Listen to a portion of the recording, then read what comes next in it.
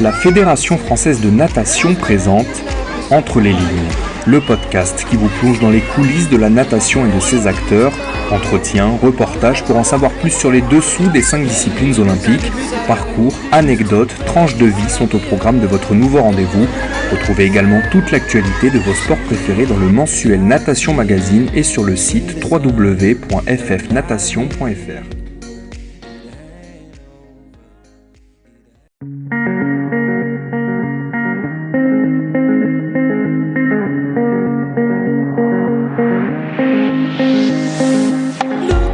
À l'occasion de ce nouvel épisode d'Entre les lignes, la rédaction de Natation Magazine s'est entretenue avec Philippe Schweitzer.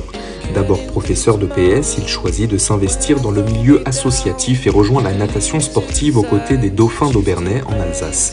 De son club des débuts au CNE de Font-Romeu, cet entraîneur aux 30 ans d'expérience a vu sa carrière marquée par la croissance de son club de cœur, mais aussi par le sacre de plusieurs de ses nageurs sur la scène nationale et internationale. J'ai amené les nageurs, mais je pense que ce sont plutôt eux qui m'ont amené à me remettre en question, à me former et à trouver des solutions pour que je puisse les accompagner vers le haut niveau.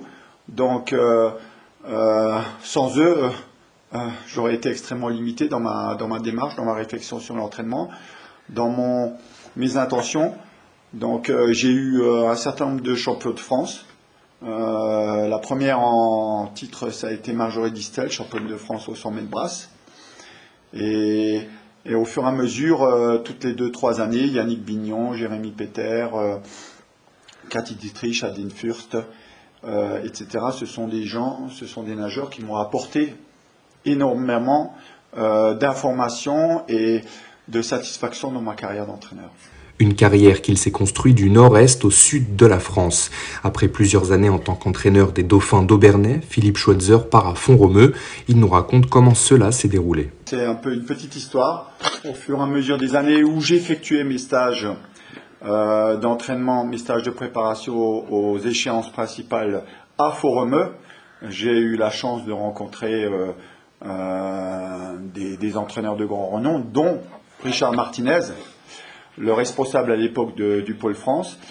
Et au fur et à mesure des conversations, des discussions et à travers mon encadrement au sein des équipes de France jeunes, à l'époque avec Olivier Nicolas, j'ai naturellement postulé pour le poste qui était vacant, celui de Richard Martinez, lorsqu'il est devenu directeur de la natation française, de la natation sportive française. Et ce nouveau départ à Font-Romeu n'était pas une aventure totalement inconnue pour le coach. Son passé de professeur de PS et d'entraîneur en Alsace lui conférait déjà un rôle plurifonctionnel qu'il a retrouvé en arrivant au CNE. J'ai pas vraiment eu connaissance de ce que c'est qu'uniquement de m'occuper que d'un club, puisque j'avais toujours les deux casquettes, l'enseignant de PS qui rencontrait ses élèves de 8h à 17h, et la casquette d'entraîneur qui effectivement s'occupait d'entraîner, mais pas seulement d'entraîner, d'organiser, de diriger un club en tant que responsable sportif, donc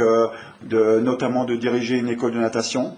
À l'époque, les Dauphins de Vernay, c'était 50% des membres, c'est-à-dire qu'on avait une école de natation qui correspondait quasiment à 500 enfants qui venaient régulièrement nager dans les lignes d'eau, et pour un club de 1000 personnes, donc il y a toutes les problématiques de logistique à gérer, d'organisation du temps de travail des éducateurs, de l'organisation des contenus d'entraînement, etc. Un rôle qu'il connaît bien, mais la principale différence à Font-Romeu, c'est l'infrastructure, un complexe qui n'a rien à voir avec celui qu'il a connu en Alsace et qu'il considère comme un lieu privilégié. C'est complètement incroyable, vous le dites, c'est essentiel, mais c'est particulier à Font-Romeu, effectivement, on dispose probablement. C'est un des endroits où on dispose des meilleures installations, un bassin de 25 mètres, 4 couloirs, un bassin olympique, mais aussi des installations sportives, des gymnases, des espaces de récupération, des salles hypoxiques. Donc on a toute la logistique matérielle pour former du haut niveau.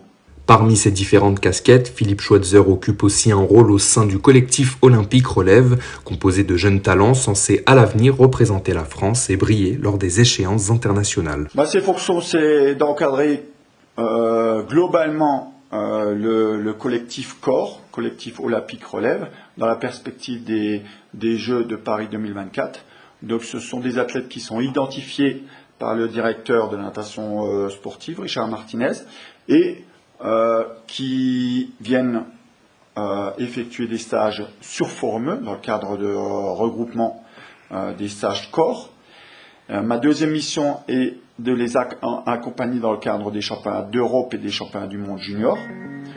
Donc effectivement, le suivi de ces athlètes lors des compétitions internationales, etc.